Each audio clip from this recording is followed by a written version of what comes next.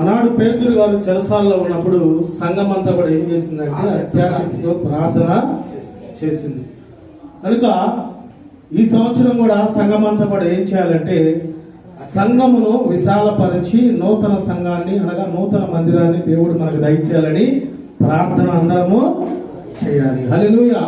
నూతన మందిరము దేవుడు ఈ సంవత్సరము దేవుడు మనందరికీ దయచేయును గాక. ఆమేన్. మంచిది. శ్రేష్టమైనటువంటి మాటలు తెలియపరుచిన దైవ సేవకులకు ప్రత్యేకమైన వందనాలు తెలియపరుస్తున్నాను సంఘం తరపున. మన జీవితంలో ప్రతి విషయంలో కూడా మనం గమనిస్తూ ఉంటే నాకు వాళ్ళు ఉంటే చాలు, వీళ్ళుంటే చాలు, నేను ఎదుంటే చాలు, నాకు అది ఉంటే చాలు అనుకుంటూ ఉంటాం. కానీ దేవుని తోడు మనకు ఉన్నదా లేదా అన్నది ఒకసారి ఆలోచించుకోవాలండి. దేవుని తోడు నీకుంటే నీ జీవితము మార్చబడింది. హల్లెలూయా. దేవుని తోడు నీకుంటే నీ పరిస్థితులు మార్చబడతాయి. దేవుని తోడు నీకుంటే నీ కుటుంబంలో ఏమీ ఉండదు, నీ కుటుంబంలో సమస్య ఉండదు, నీ కుటుంబంలో ఆర్థిక ఇబ్బందులు ఉండవు, నీ కుటుంబంలో ఎటువంటి గలిబిలులు ఉండవు. కనుక నా ప్రియ దేవుని బిడ్డలారా, మన జీవితంలో అవి కావాలి, ఇవి కావాలి, అది పొందుకోవాలి, ఇది పొందుకోవాలని పక్కన పెట్టి సైన్యములకు అధిపతి అనే యెహోవా మనకు తోడుగా ఉంటే చాలు అనేటువంటి కృప దేవుడు మనకు దయచేయును గాక. ఆమేన్. దేవుని పరిశుద్ధమైన నామమునకు మహిమయు ఘనతయు ప్రభావములు కలుగును గాక.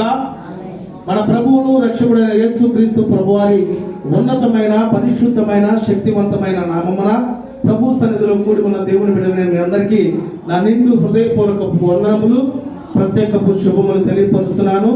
సర్వ సృష్టిని సృష్టించిన సృష్టికర్త అయిన నా దేవుడు మిమ్మల్ని సమృద్ధిగా ఆశీర్వదించి దీవించి మీకు తోడుగా ఉండును గాక. ఆమేన్. ఆమోసు గ్రంథము 5వ అధ్యాయము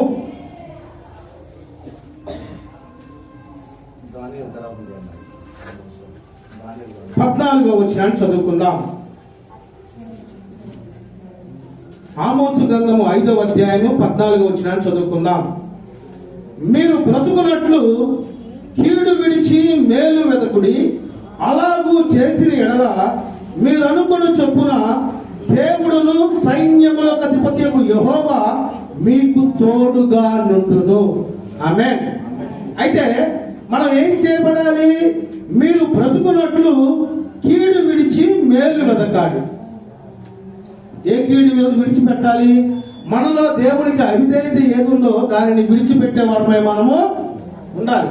ప్రియ దేవుని బిడ్డలారా, మనం ఏం చేస్తా ఉంటాం అంటే సర్వసాధారణంగా మనలో ఉన్నటువంటి తప్పులు మనం చూసుకోం, కానీ ఎదుటి వారిలో ఉన్నటువంటి లోపాలు మనం మట్టికి ఖచ్చితంగా చూస్తూనే ఉంటాం. పలానా వాళ్ళు మంచి వాళ్ళు కాదు, పలానా వాళ్ళు అది కాదు, పలానా వాళ్ళు అలా ఉంటారు, పలానా వాళ్ళు ఇలా ఉంటారు అన్నది చూస్తూ ఉంటాం.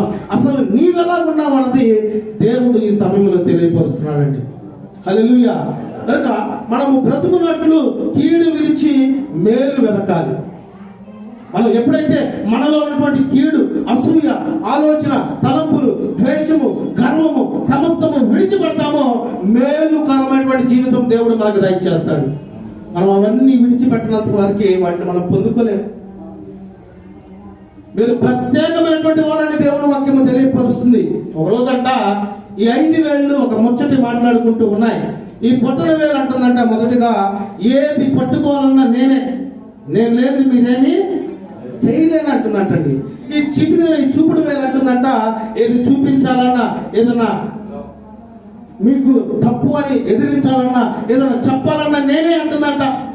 ఈ మధ్య వేలు అంటుందంట, అన్నిట్లో కల్లా పెద్దదాన్ని నేను, అన్నిట్లో కల్లా పెద్దదాన్ని నేను, నా తర్వాత మీరందరూ అంటుందంట.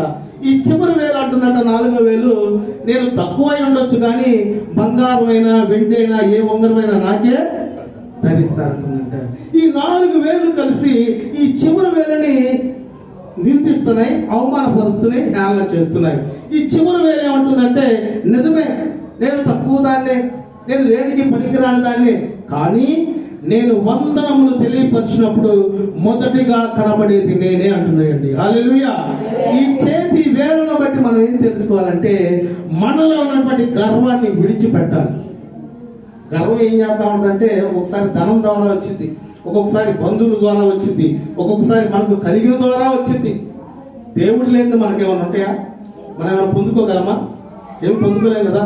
కానీ అటువంటి విషయం కలిగి ఉన్నప్పుడు మనకెందుకు గర్వం? ఈ చిటికిన వేలు కూడా తెలియపరిచిందంట, నేనేమి చేయలేకపోవచ్చు, నా వల్ల ఏది కాకపోవచ్చు, కానీ వందనములు తెలియపరిచినప్పుడు మొదటగా నేను కనబడుతున్నాను తెలియపరుస్తుందండి. కనుక మన శరీరము ఏమై ఉన్నదంటే దేవుని ఆలయమునై ఉన్నది. కనుక నా ప్రియ దేవుని బిడ్డలారా, ఈ శ్రేష్టమైనటువంటి సమయంలో దేవుడు నీతో, నాతో, మనతో మాట్లాడబోతున్నటువంటి విషయాన్ని మనం జాగ్రత్తగా గమనించగలిగితే, ఇక నుంచి నువ్వు ఎవరు తోడున్నారనుకున్నావో, ఎవరు నాకు ఉన్నారనుకున్నావో, లేకపోతే ఎవరు చూసి నువ్వు ఆలోచన కలిగి ఉన్నావో, ఏ విషయాల్లో నువ్వు బాధ కలిగి ఉన్నావో, వేదన కలిగి ఉన్నావో, శోధన కలిగి ఉన్నావో, ఇక నుంచి దేవుని మాటలు నువ్వు జాగ్రత్తగా అలగించి దేవుని వాక్యానుసారంగా నీవు జీవించగలిగితే సైన్యములకు అధిపతి యెహోవా నీకు తోడుగా ఉండును గాక. ఆమేన్. కనుక ఈ మాటలు మనకేం తెలియపరుస్తుందంటే కీడు విడిచి మేలు వెతకాలండి.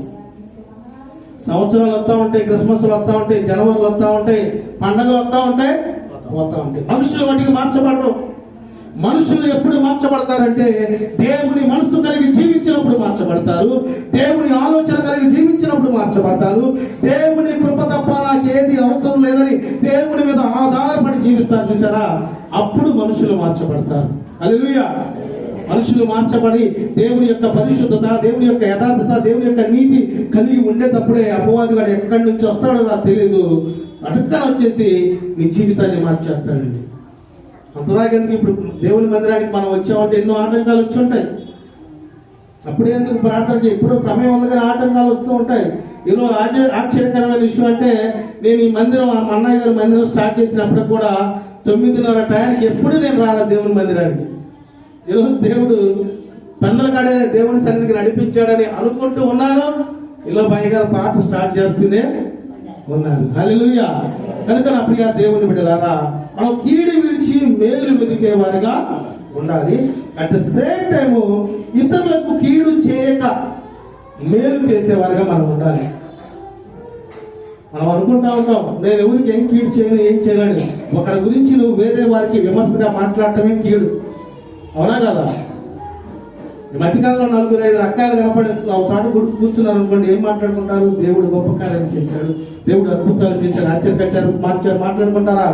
మాట్లాడుకోరు. వాళ్ళ అక్క వీళ్ళంట.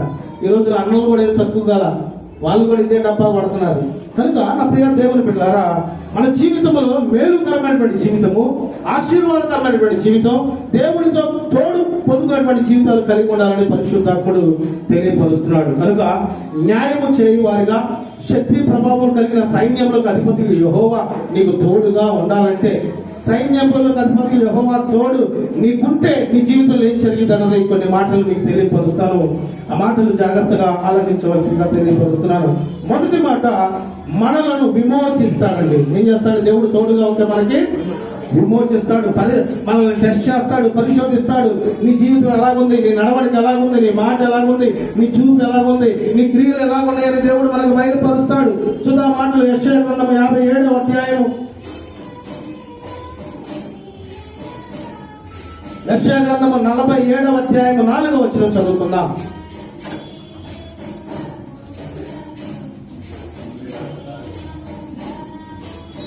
సైన్యముల అధిపతియు ఇశ్రాయేలు యొక్క పరిశుద్ధ దేవుడును యెహోవా అని మా విమోచకునికి పేరు అంటండి.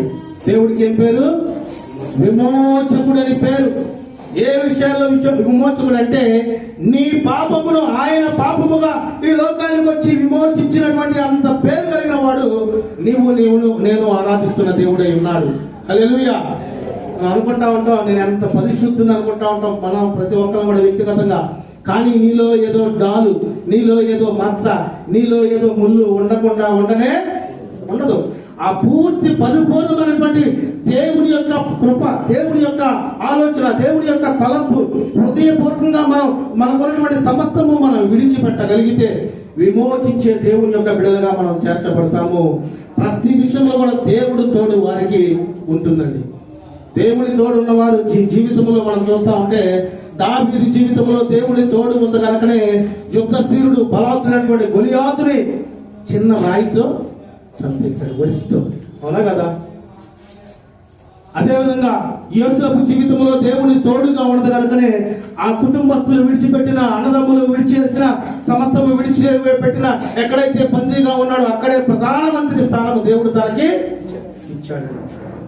కనుక ఈనాడు దేవుని తోడు నీకు కావాలనే ఆలోచన కలిగి ఉంటున్నావో ఒకసారి ప్రశ్నించుకోండి నా ప్రియ సహోదరులారా. దేవుని తోడు మనకుంటే మన జీవితాలు ధన్యకరంగా మార్చబడతాయండి. హల్లెలూయా. దేవుని తోడు మనకుంటే సమృద్ధి మనకుంటుంది. దేవుని తోడు మనకుంటే సమాధానం ఉంటుంది. ఈనాడు నేను చెప్పగలను, కోట్లకు కోట్లు డబ్బు ఉన్న వాళ్ళ జీవితంలో సమాధానం ఉండదు. కానీ ఎవరైతే విరిగి నలిగిన మనసుతో ప్రభు సన్నిధిలో కూడి ప్రార్థించి వేడుకొని దేవుని మహిమపరుస్తారో వారి జీవితంలో కొద్ది పిండి ఉన్నా కానీ సమాధానమే, కొద్ది పిండి ఉన్నా కానీ ఆనందమే, కొద్ది కుటుంబముగా ఉన్నా కానీ సంతోషమే దేవుడు దయచేస్తున్నాడు. కనుక ఇంకా వాళ్ళతోడు వీళ్ళతోడు వాళ్ళు కావాలి వీళ్ళు కావాలన్న ఆలోచనలు విడిచిపెట్టి సైన్యమునకు అధిపతిగా యెహోవా తోడు నీకుంటే నీ జీవితము, నీ స్థితిగతులు, నీ పక్షాన దేవుడు ఉండి నీ పక్షాన విరోధముగా రూపింపబడుతున్న ఏ ఆయుధంలో వర్తిల్లకుండా దేవుడు నిన్ను కాపాడును గాక. ఆమేన్. మన దేవుడు ఏం చేస్తాడంటే మనల్ని విమోచిస్తాడండి. మనలో ఉన్న లోపాలు దేవుడు బయలుపరుస్తాడు. మనలో ఉన్న లోపాలు దేవుడు మనకు చూపిస్తాడు. కనుక వాటిని విడిచిపెట్టగలిగితే దేవుని తోడు అట్టి వారికి ఉండును గాక. ఆమె రెండో పాయింట్ మనం చూస్తా ఉంటే మనము చేసిన మనవులను మనకు అనుగ్రహిస్తాడండి. మనం ఏదైతే దేవుణ్ణి ప్రార్థిస్తున్నామో ఆ ప్రార్థన తప్పకుండా జవాబు దేవుడు దయచేస్తాడు. కొన్ని సందర్భాల్లో ఆ ప్రార్థనకి జవాబు ఇవ్వడానికి దేవుడు కూడా కొన్నిసార్లు టెస్ట్ చేస్తాడు. అడిగిన వెంటనే మనకి దేవుడు ఇచ్చేసాడు అనుకోండి, ఏం చేస్తాం? మనం మర్చిపోతాం. నాకు తెలిసిన సహోదరి, వారికి పిల్లలు లేరు. పిల్లలు లేక దగ్గర 6 సంవత్సరాలు 7 సంవత్సరాల విశ్వాసంతో ప్రభు సన్నిధికి వచ్చి ప్రార్థన చేసుకున్నారు. పిల్లలు పుట్టారు. అప్పటి నుంచి ప్రార్థన లేదు, ఏమీ లేదు. మళ్ళీ లోకానుసారం కాదు. మళ్ళీ ఆ పిల్లగాడికి ఏదో సమస్య వస్తే అప్పుడు దేవుడు, కుటుంబానికి ఏదో సమస్య వస్తే అప్పుడు దేవుడు, ఏదో ఆర్థికంగా సడన్గా ఇబ్బంది, అయ్యో దేవా నా తప్పు అయిపోయింది, నన్ను నువ్వు మరి చూడయ్యా అంటే చూడడానికి కొన్ని జీవితాలు మనం చూస్తూ ఉంటే. అందుకనే మన భక్తి జీవితంలో ఎలా ఉండాలంటే యోబు వలె భక్తి కలిగి ఉండాలి, యథార్థత కలిగి ఉండాలి, నీతి కలిగి ఉండాలి, న్యాయము కలిగి ఉండాలి, చెడుతనము విసర్జించే వారమై ఉండాలి. చెడుతనాన్ని విసర్జించకుండా మనం నీకు ఇష్టమా ప్రభా, నేను ప్రార్థిస్తా ప్రభా, నేను వేడుకుంటా ప్రభా అంటే కుదరదు. ఆ ప్రార్థన నీ గది దాటి బయటికి కూడా వెళ్ళదండి. కానీ విరిగి నలిగిన హృదయంతో ఎవరైతే ప్రార్థిస్తారో ఆ ప్రార్థనకి మనవులు దేవుడు ఆలకించి వాటికి జవాబు దేవుడు దయచేయను గాక. ఆమేన్. ఒక పాస్టర్ గారు చెప్పాడు, ఒక అక్కాయి ప్రార్థనకి వెళ్తుంది. ప్రార్థనకి బయలుదేరుతున్న కాడ నుంచి ఫోన్ మాట్లాడుతూ ఉంది. మధ్యకాలంలో ఏంటంటే మనం ఏదైనా వదిలిపెట్టి ఉండగలం కానీ ఫోన్ వదిలిపెట్టి ఉండలేం.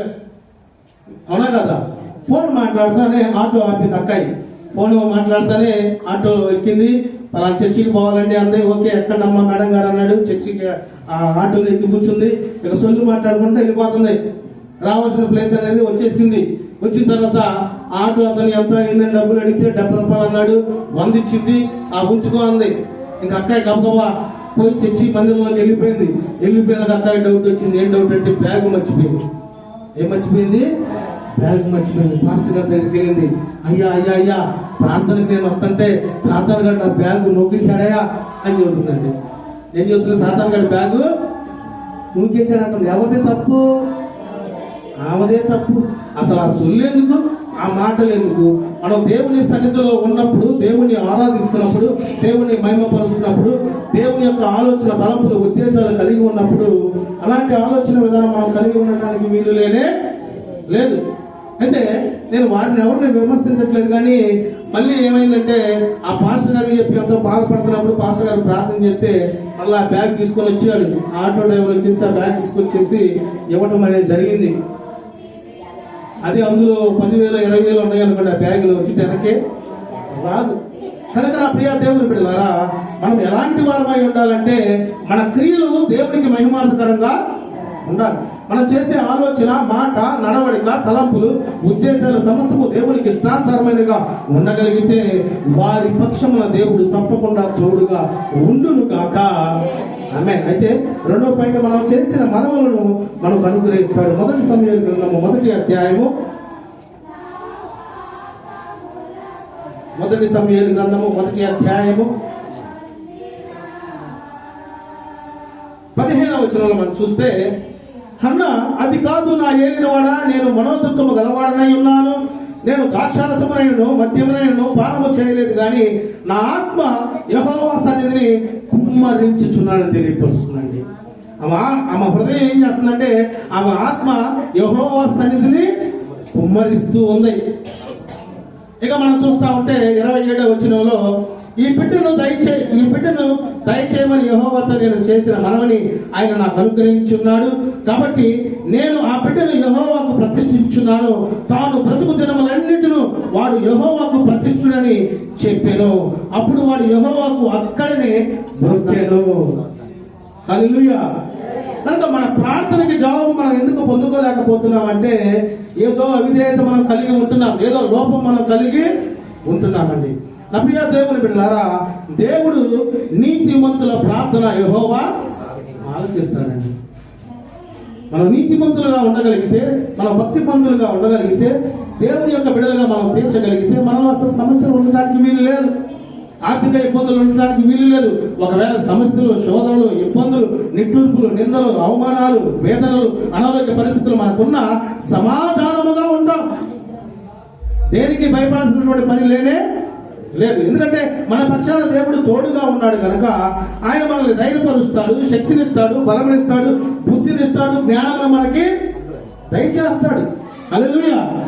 కనుక మన ప్రార్థన ప్రభు సన్నిధికి వెళ్తుందా లేదని కూడా మనం పరిశీలన చేసుకునే వారమై ఉండాలి. ప్రార్థన చేయమంటే అందరూ ప్రార్థన చేస్తారు. శక్తివంతమైన ప్రార్థన చేసే వారి యొక్క జీవితంలో దేవుడు గొప్ప కార్యాలు చేస్తాడు. పరిశుద్ధాత్మ శక్తితో నింపబడిన వారి ప్రార్థన సింహాల నోరును మూసిద్ది. హల్లెలూయా. ఆనాడు దానియేలు జీవితంలో సింహాల బోన్లో వేస్తే సింహాల నోళ్ళు మూయబడ్డాయా లేదా? తను సింహాల బోన్లో వేయబట్టడానికి కారణం ఏంది? ప్రార్థన చేస్తున్నాడనే కారణం. ఆనాడు షడ్రక్ మెషక్ అబేద్నెగోలు అగ్నిగుండంలో వేయబడ్డప్పటికీ అగ్నిగుండంలో వారి వెంట్రుక కూడా తగలకుండా ఉండడానికి కారణం ఏంటంటే ప్రార్థనా శక్తి కలిగి వారు ఉన్నారు కనుక. ఈనాడు ప్రార్థన శక్తి లేదు, జీవితాల్లో ప్రార్థన అనుభవం లేదు, కుటుంబ ప్రార్థన లేదు, ప్రార్థన చేయడానికి సమయం లేదు. ప్రార్థిద్దామంటే ఏదో వంక, ప్రార్థన చేద్దామంటే ఏదో సాగు. ఏ కుటుంబం అయితే ప్రార్థన శక్తి ఉంటుందో ఆ కుటుంబంలో ప్రభువు తోడుగా ఉండును గాక. హల్లెలూయా. దేవునికి మహిమ కలుగును గాక.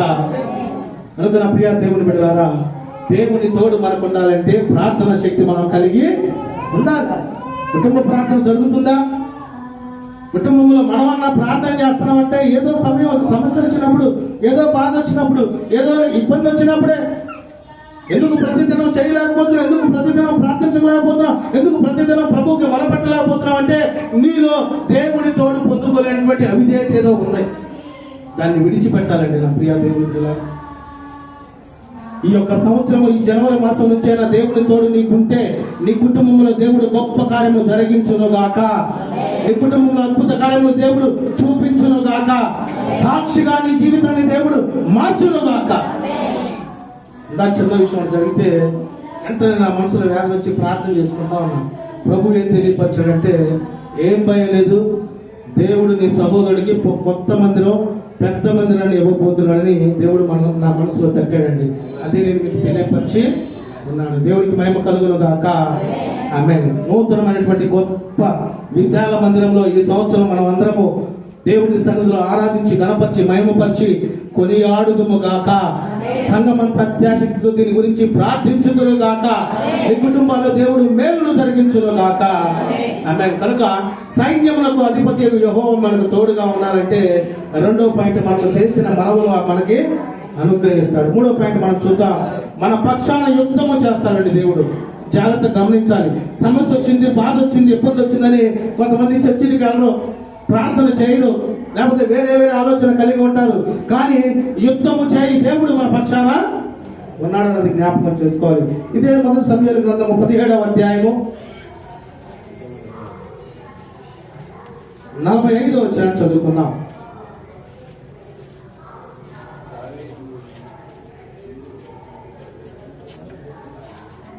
మొదటి సమూయేలు గ్రంథము 17వ అధ్యాయము 45వ వచనం చదువుతారు ఎవరన్నా? దావీదు, నీవు కత్తియు ఈటియు పల్లెమును ధరించుకొని నా మీదికి వచ్చుచున్నావు, అయితే నీవు తిరస్కరించి పిలిచిన ఇశ్రాయేలు సైన్యములకు అధిపతి యెహోవా పేరిట నేను నీ మీదికి వచ్చుచున్నాను. ఈ దినమున యెహోవా నిన్ను నా చేతికి అప్పగించును. నేను నిన్ను చంపి నీ తల తెడవెత్తును. ఇశ్రాయేలులో దేవుడున్నాడని లోక నివాసులందరూ తెలుసుకున్నట్లు నేను ఈ దినమున ఫిలిష్తీయుల యొక్క కళేబరములను ఆకాశ పక్షులకు మృగములకు ఇత్తును అని దావీదు తెలియపరుస్తున్నాడండి. అప్పుడు దావీదు వయసు చూస్తూ ఉంటే చిన్నవాడు, బాలుడు, సుమారు 18-19 ఏళ్ళు కలిగినటువంటి వాడు. కానీ తన పక్షాన ఎవరున్నారు? దేవుడు ఉన్నాడు. ఈనాడు మనం ఏం చేయబడాలంటే మన పక్షాన దేవుడు ఉన్నాడు అనేటువంటి అట్టి ఆత్మీయమైనటువంటి జ్ఞానముతో నడిపింపబడాలి. హల్లెలూయా. దేవుడు మన పక్షాన ఉన్నాడనేటువంటి ధైర్యం మనకుంటే అపవాది క్రియలు మన వద్ద నుంచి పారిపోతాయండి. మీరు గమనించారు లేదో, నిత్యము దేవుడు మనల్ని చూస్తూనే ఉన్నాడు. అవునా కదా? ఎందుకు చూస్తున్నాడు? రేపు లెక్క చెప్పాలి అక్కడ, అందుకు చూస్తున్నాడు. కనుక ఆయన చూస్తూ ఉన్నప్పుడు మనం దేవుని దయలో, దేవుని ప్రేమలో, దేవుని కృపలో, దేవుని కాపుదల్లో, దేవుని ఆజ్ఞలో, దేవుని వాక్యములో, దేవుని తలంపులో మనం నడవగలిగితే, ఆయన యొక్క ఇష్టానుసారంగా మనం జీవించగలిగితే వారికి దేవుడి తోడు ఉంటుందా ఉండదా? తప్పకుండా ఉంటుంది. దేవుడి తోడు మనకుంటే మన పక్షం యుద్ధం ఎవరు చేస్తారు? దేవుడు చేస్తాడు. మీరు గమనిస్తే అక్కడ దావీదు ఆ చిన్న రాత్రి ఒక 5 రాళ్ళు తీసుకొని తిప్పి కొట్టినప్పుడు గొలియాతుకి దెబ్బ తగిలిన వ్యక్తి వెనకబడాలి. అలా కదా? దెబ్బ తగిలి ఎడబడతాడు. ఇప్పుడు మనం కొట్టాం అనుకోండి, ఆ డైరెక్షన్ ఏమైందంటే యాంటీకి వెళ్ళిపోయింది.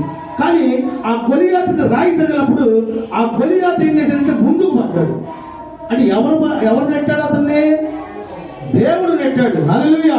కనుక ఈ మాటను బట్టి మనం గమనించాల్సింది ఏంటంటే, అపవాది కొన్ని సందర్భాల్లో మన కుటుంబంలో చొరబడి, మన కుటుంబాల్లో గలిబిలి, కుటుంబాల్లో సమాధానం లేకుండా, కుటుంబాల్లో గొడవలు, ఒకరి పట్ల ఒకరికున్నటువంటి ప్రేమ, అవిధేయత, మంచితనము, మంచి మనసు, మంచి కృప పొందుకునేటువంటి ఆలోచన లేకుండా ఒకరి పట్ల ఒకరి విరోధము, శత్రుత్వం, మాట్లాడకుండా ఉండటం, లేకపోతే కుటుంబంలో ఒక ఐక్యత కలిగి ఉండకుండా చేయటం అపవాది యొక్క ఆలోచన అయిపోయిందండి. కనుక నా ప్రియ దేవుని బిడ్డలారా, నీ పక్షమున కనుక దేవుణ్ణి నీవు ఉంచుకోగలిగితే ప్రతి విధమైనటువంటి అపవాది బంధాలు నీ కుటుంబంలో, నీ జీవితంలో నీకు కలిగిన దాంట్లో నుంచి దేవుడు ఇప్పుడే విడుదల దయచేయును గాక. ఆమేన్. కొన్ని కుటుంబాల్లో మనం చూస్తా ఉంటే ఈ మధ్యకాలంలో కోర్టుల్లో గొడవలు ఏమన్నా ఎక్కువ ఏమున్నాయని చూస్తే భార్య భర్తలు గొడవలే. సరే, ఎందుకు గొడవైంది ఏంటంటే అన్నం పెట్టమంటే అన్నం పెట్టలే, టీవీ చూస్తుంది. లేకపోతే ఏదో చిన్న కారణం అండి, చిన్న కారణం మీద గొడవలు. ఒకళ్ళంటే ఒకళ్ళు, నేను గొప్ప అంటే నేను గొప్ప అని హెచ్చులు అనమాట. కానీ పరిశుద్ధ లేఖనం తెలియపరుస్తుంది, భార్య భర్తలు ప్రేమ కలిగి ఉండాలి. ఆ ప్రేమతో ప్రభువుని ప్రేమించాలి. హల్లెలూయా. ఆ ప్రభువుని ప్రేమించిన ప్రేమ దొరకనే ఉంటుందా? తిరిగి మన మీదకి ఆశీర్వాదకరంగా వస్తుంది. ఒకళ్ళ పట్ల ఒకరు తగ్గింపు, ఒకళ్ళ పట్ల ఒకరు ఐక్యత, ఒకళ్ళ పట్ల ఒకరు నమ్మకము, ఒకళ్ళ పట్ల ఒకరు విశ్వాసము, ఒకళ్ళ పట్ల ఒకరు విధేయత కలిగి ఉంటే కుటుంబాల్లో గొడవలు రావు. ఎందుకు వస్తాయి గొడవలు? మన ప్రార్థన నుంచి ఇంటికి వెళ్ళిన తర్వాత సమాధానం వెళ్ళి ఇంట్లో భర్త అయినా లేకపోతే భార్య అయినా ఏదైనా సమస్య చెప్పినప్పుడు ఓకే సరే నేను చిన్నగా చేస్తే పర్లా, వెళ్ళటం అసలు ఉన్న పరిస్థితుల్లో గడబిడిగా అడచడిగా ఇబ్బందులుగా చేస్తే ఇబ్బంది ఏముంది. కొన్ని కుటుంబాలు చూస్తా ఉంటే వాళ్ళు నోళ్ళు తెరిచిన కానించి గొడవలే, వారి మాట చూస్తా ఉంటే కోపం. అసలు ఏంది అనే మాటలు. మనం ప్రార్థనకు వెళ్తున్నాం, ప్రభువును ఆరాధిస్తున్నాం, గణపరుస్తున్నాం అంటే మనలో మార్పు కుటుంబంలో కనపడాలి, బంధువుల్లో కనపడాలి, సమాజంలో కనపడాలి, దేవునికి కనపడాలి. ఆ మార్పు కనపడినంత వరకు దేవుని తోడు మనకు ఉండనే. ఎప్పుడైతే మన జీవితంలో మార్పు వస్తుందో అప్పటి నుంచి నువ్వు చేసే పని దీవించబడింది, నీ కుటుంబం ఆశీర్వదింపబడింది, నీ కుటుంబంలో దేవుని తోడు తప్పకుండా ఉంటుంది. హల్లెలూయా. కనుక సైన్యంలోకి అధిపతి యెహోవా తోడు ఉంటే మనకి మన పక్షాన యుద్ధము చేస్తాడు. అపవాది గారు ఏం చేస్తాడంటే గర్జించు సింహం వలె ఎవరిని మింగుదని ఎదురు చూస్తూ ఉంటాడు. ఎట్లా? ప్రార్థన చేయకుండా ఆటంకపరచాలని, కుటుంబాల్లో గొడవలు చేయాలని, కుటుంబాల్లో సంఘముల గొడవలు, ప్రాముఖ్యంగా సంఘ బిడ్డలు ఎలా ఉండాలంటే ఐక్యత కలిగి ఉండాలండి. తప్పకుండా సంఘంలో ఏముండాలంటే ఒకరినొకరు కనపరుచుకోవాలి, ఒకరినొకరు హెచ్చించుకోవాలి, ఒకరినొకరు ఎంత బాగా పాట పాడావు, ఎంత బాగా ప్రార్థన చేసావు, నువ్వు లేనిదే సంఘంలో ఇంత ఐక్యత లేదని ఒకళ్ళ పట్ల ఒకళ్ళని మామూలుగా హెచ్చించుకుంటా మాట్లాడండి. ఆ కుటుంబంలో గొడవలు ఉంటాయా? సంఘంలో కుటుంబాలు కూడా అలాగే ఉండాలి. కుటుంబంలో భర్త బాపడేవాడిగా ఉంటే భార్య ఏం చేయాలంటే నీ అంత ప్రేమ కలిగిన వాడు లేదని 4-5 సార్లు అనండి, ఆటోమేటిక్గా కోపం పోయింది. భార్య కనుక కోపంగా ఉంటే అబ్బా ఎంత మంచిగా మాట్లాడుతున్నావు, ఎంత మంచిగా ఉన్నావు అనండి, ఇవ్వండో ఆమె కోపపడితే ఆమె డేసే పడేస్తే ఈయన దబర పడేది, ఆమె అది పడేస్తే ఈయన ఇది పడేది. ఈరోజు అబ్బాయి గడి వచ్చి డాబా మీద కూర్చుని ఆహా ఓహో అని అదే కావాలి అని అనుకుంటా ఉంటాడు. కనుక నా ప్రియ దేవుని బిడ్డలారా, దేవుని తోడు మనకు ఉండాలి. ఆ తోడు మన జీవితంతో నడిపించేటువంటి అట్టి కృపతో దేవుడు మనల్ని నడిపించును గాక. ఆమె కనుక మన పక్షాన్ని యుద్ధం చేస్తాడు. 4వ మాటగా మనం చూస్తే మన జీవితానికి మొదటి వానిగా కడపడి వానిగా దేవుడు ఉన్నాడండి. మన జీవితంలో ఆల్ఫా ఒమేగా అయిన దేవుడు ఉన్నాడు. అందుకే మనం చూస్తామంటే పరిశుద్ధ లేఖనంలో మొదటిగా ఆది కాండములో అది అని రాయబడి, ప్రకటనలో చివరిలో ఆమేన్ అని రాయబడింది.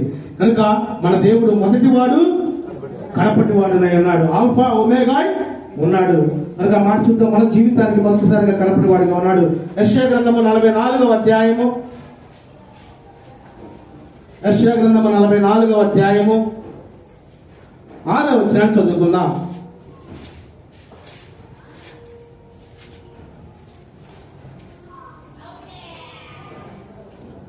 యెషయా గ్రంథం 44వ అధ్యాయం 6వ వచనం చూస్తే, ఇశ్రాయేలు రాజైన యెహోవా వారి విమోచకుడైన సైన్యములకు అధిపతి యెహోవా ఎలాగూ సెలవిచ్చుచున్నాడు, నేను మొదటి వాడను కడపటి వాడను, నేను తప్ప ఏ దేవుడును లేడు.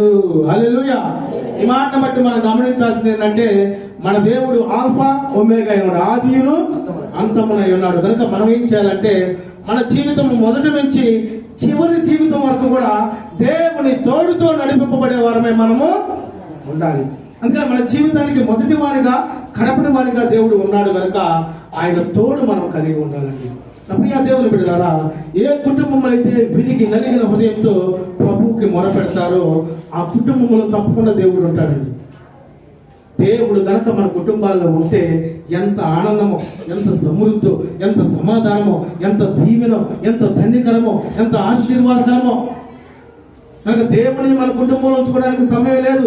సమయం వచ్చిందంటే టీవీలో రిమోట్ నొక్కి ఏదో ఒకటి చూడటం, సమయం వచ్చిందంటే ఫోన్ నొక్కుతా ఇట్లా అయిపోవటం. ఒక కుటుంబం అంటే నేను మన ఈ మధ్య ప్రార్థన చేయడానికి వెళ్తే భార్యకు ఒక ఫోను, భర్తకు ఒక ఫోను, పిల్లలిద్దరికి 2 ఫోన్లు. సరే వాళ్ళు ఏం చేస్తున్నారు, ప్రార్థన చేస్తున్నారు అని పోతే ఆ ఒక వీడియో ఆ ఒక చాటింగ్ లో ఉంది, ఆయన ఒక చాటింగ్ లో ఉన్నాడు, ఈ పిల్లగాడు ఒక చాటింగ్, ఆ అమ్మాయి ఒక చాటింగ్. నీకు ఎవరికి చేయాలి ప్రార్థన, ఇంటికి చేసి రావాలి, ఎందుకు చేసి రావాలి. అమ్మ ప్రార్థన చేస్తున్నారా, ఒక్క నిమిషం అండి వీడియో కాల్ మాట్లాడుతున్నాను వస్తున్నాను, అయ్యా రాయ్యా అంటే అయిపోయింది ఇప్పుడు చివరికి వచ్చేసానండి. పిల్లలు అయ్యా రాండి అంటే అసలు వాళ్ళు ఇళ్ళు కూడా వెళ్ళినట్టు ఉన్నారు. పరిస్థితులు ఎలాగైపోయినాయి అంటే కుటుంబంలో కలిసి కూర్చొని మాట్లాడుకొని భోజనం చేసే పరిస్థితి కూడా లేదు. అవునా కదా? కొన్ని కుటుంబాలు ఏంటంటే మన పిల్లల్ని మనమే జడగొడతాం. పిల్లగాడు వచ్చి పిల్లొచ్చి అక్క అమ్మ నా ఫోన్ అమ్మ, ఆ ఫోన్ ఎంత పెద్ద ఫోన్ వాడుతుంది, నేను వాడాలంటే ఆ ఫోన్తో ఏం చేస్తున్నారు మనకేం తెలుసు. అవునా కదా? మా కుటుంబాలు కూడా నా కుమారుడు ఫోన్ కావాలంటే ఫోన్ కొనిపించగలనే నేను చెప్పేంత వరకు కూడా అసలు ఆ ఫోనే వండుకున్న ఫోనే, లేచిన ఫోనే, నిద్రపోయిన ఫోనే, ఏం చేసినా ఫోన్. కొన్ని సందర్భాల్లో దేవుడు కనుక ఈ జనాలందరూ చేశారని ఆయన మనసులో ఎట్లా వచ్చుకున్నాడో నాకు కూడా అనవసరంగా మా వాడికి ఫోన్ కొనిపించారని బాధ వచ్చింది. తర్వాత మొదటి నుంచి చెప్పుకొని వెళ్ళిపోయినప్పుడు ఇక కొన్ని మార్పులు చేర్పులు చేయడం అనేది జరుగుతున్నాయండి. కనుక నా ప్రియ దేవుని బిడ్డలారా, సమాజంలో భయంకరమైనటువంటి దినాల్లో మనం ఉన్నాం. ఎప్పుడు ఏ సమస్య, ఏ ఇబ్బంది, ఏ వేదన, ఏ శోధన మన మీదకి వచ్చిందో మనకు తెలియదు. కనుక మన పక్షాన యుద్ధము చేసే దేవుడు, మన పక్షాన కడపటి వాడిగా ఉన్న దేవుడు కనుక మనం ఉంచుకోగలిగితే, ఆయన తోడు ఉంచుకోగలిగితే ప్రతి అపవాది క్రియ నుంచి యేసు మనల్ని లేవనెత్తును గాక. ఆమె చివరి మాట 5వ మాట మనం చూద్దాం. సైన్యములకు అధిపతి యెహోవా నీకు తోడుగా ఉండును. ఆయన మనకు తోడుగా ఉంటే మొదటిగా మనల్ని విమోచిస్తాడు, రెండవదిగా మనం చేసిన ప్రార్థనకు మనకు దేవుడు జవాబిస్తాడు, మూడవదిగా మన పక్షాన దేవుడు యుద్ధము చేస్తాడు, నాలుగవదిగా మన జీవిత స్థితిగతులను దేవుడు మారుస్తాడు, ఐదవదిగా కనులకు కలిగి ఉన్న పేరంతటి పేరును మనకు కలుగు చేస్తాడంటండి. కనులకు కలిగి ఉన్నటువంటి పేర్లు మనకి కలుగు చేస్తాడు. అంటే మంచి పేర్లు పొందేటువంటి విశ్వాసాన్ని దేవుడు మనకి దయచేస్తాడు.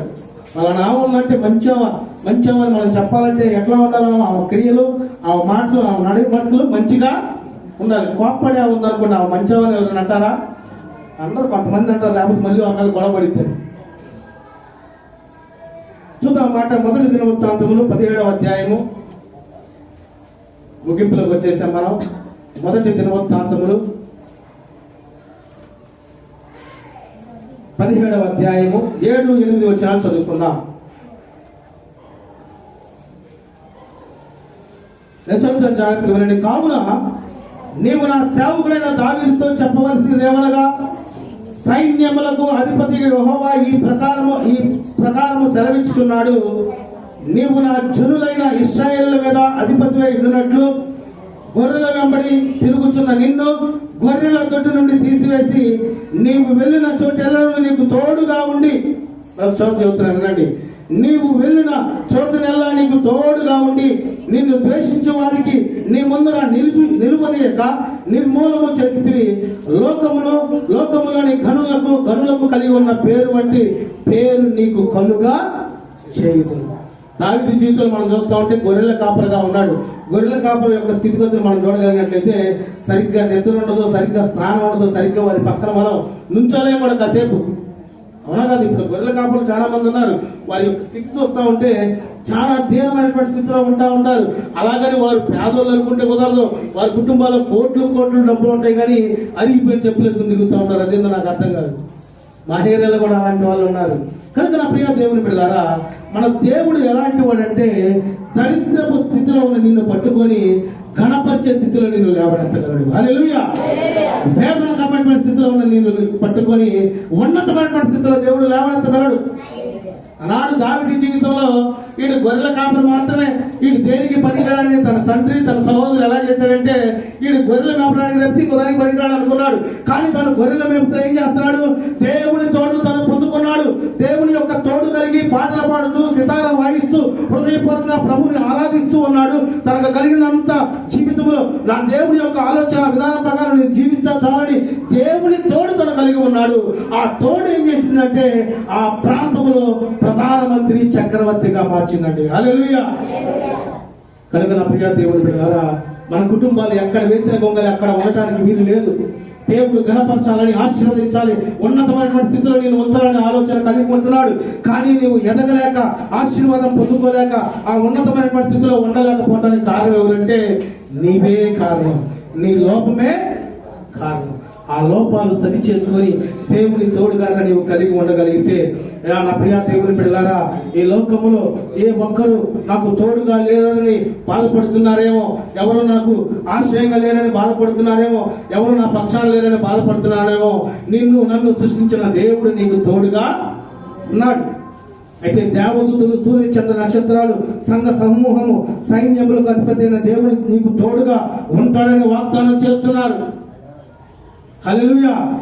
దేవుని తోడు మనకు అవసరం లేదా? కావాలి. దేవుని తోడు మనకుంటే మన యొక్క జీవన విధానమే, స్థితిగతులు, పరిస్థితులే ఉన్నతమైనటువంటిగా దేవుడు ఏం చేస్తాడండి.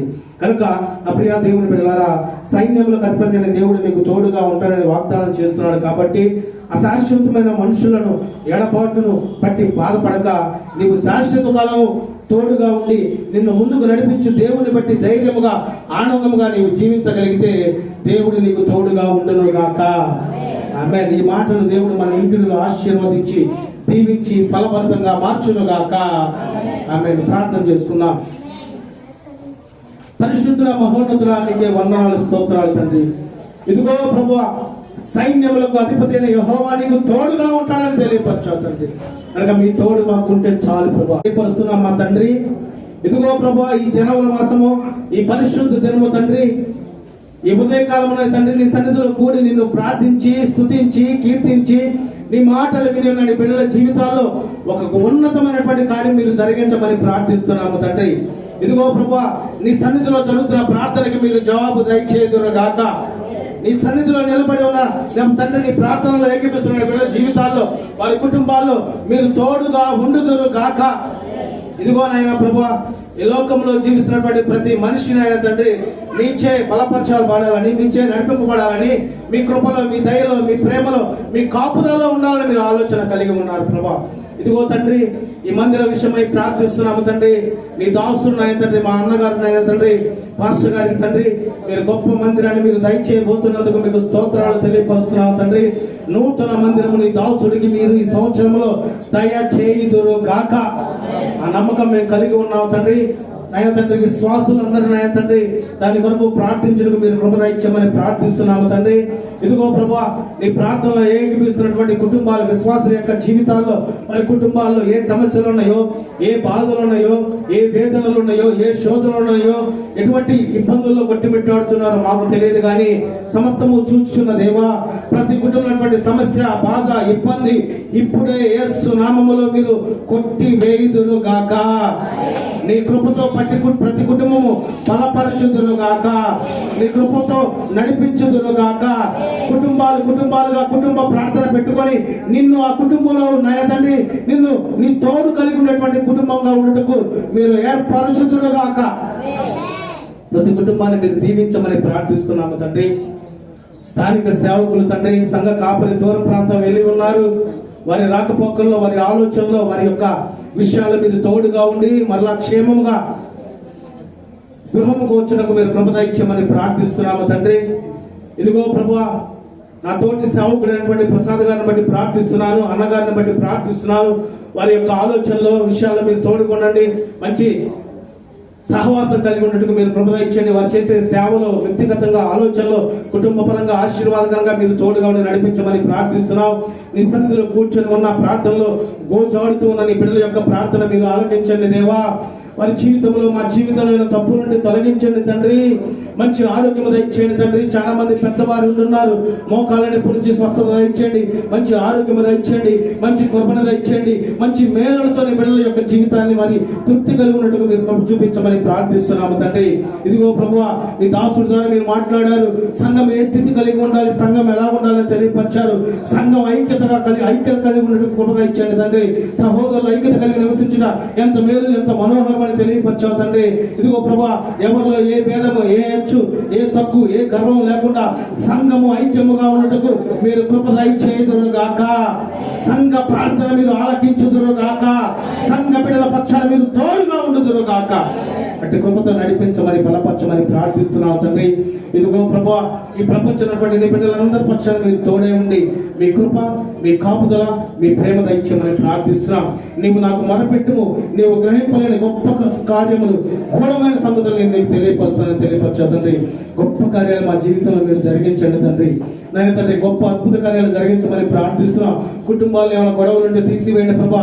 కుటుంబంలో సమాధానం దయచేయండి, సంతోషం దయచేయండి, ఆనందము దయచేయండి తండ్రి. అపవాది క్రియలు దూరపరచమని ప్రార్థిస్తున్నాం తండ్రి. ఇదిగో ప్రభు, నీ బిడ్డకి సమస్య వచ్చినప్పుడు, ప్రార్థించుకున్నప్పుడు స్వస్థపరిచిన దేవా మీకు స్తోత్రాలు తండ్రి. ఆమె సాక్ష్యాన్ని బట్టి ఇక మీద అన్నడు ఆ సమస్య రాకుండా నీ బిడ్డను మీరు స్వస్థపరచుదురు గాక. నీ బిడ్డ పక్షాన మీరు తోడుగా ఉండుదురు గాక. ఇదిగో తండ్రి, నీ బిడ్డలో కలిగిన దాంట్లో హృదయపూర్వకంగా విప్పిన గుప్పిలను మీరు దీవించండి ప్రభా. 30 దంతులుగా 60 దంతులుగా నీ బిడ్డలు మీరు దీవించి ఆశీర్వదించమని ప్రార్థిస్తూ ఈ ప్రార్థనలో ఏకీపిస్తున్న ప్రతి కుటుంబాన్ని బట్టి ప్రత్యేకంగా పేరున ప్రార్థిస్తూ వారి కుటుంబాల్లో, వారి జీవితాల్లో, వారి పనుల్లో, వారి యొక్క స్థితిగతుల్లో మీరు తోడుగా ఉండి అద్భుత ఆశ్చర్యకార్యాలు మీరు జరిగించమని మీకే మహిమ, ఘనత, ప్రభావములు చెల్లిస్తూ నజరేయుడైన యేసుక్రీస్తు ప్రభువారి ఉన్నతమైనటువంటి కృప, ఉన్నతమైనటువంటి శక్తివంతమైనటువంటి నామమున ప్రార్థించి అడిగి మేము అడిగిన వేళను పొందుకొని ఉన్నాము మా తండ్రి. ఆమేన్. ఇప్పుడు మన తండ్రి అయిన దేవుని యొక్క ప్రేమయు, కుమారుడైన యేసుక్రీస్తు ప్రభువారి ఉన్నతమైన కృపయు, పరిశుద్ధాత్మ యొక్క సన్నిధి సహవాసమును ఈ ప్రార్థనలో కూడి ఉన్న బిడ్డలకును, దూరాన సమీపాన నా దేవుని మాటలు ఆలకిస్తున్న ప్రియ దేవుని బిడ్డలకును దేవుడు తోడై ఉండి వారి జీవితంలో గొప్ప కార్యము దేవుడు జరిగించి వారిని ఆశీర్వదించి దీవించును గాక. ఆమేన్. మన ప్రభు అయిన యేసుక్రీస్తు ప్రభువారి ఉన్నతమైన కృప మీ అందరికీ తోడై ఉండును గాక. ఆమేన్. మీ అందరికీ మరొకసారి హృదయపూర్వక వందనాలు తెలియపరుస్తున్నాను. Thank you. 1 and all.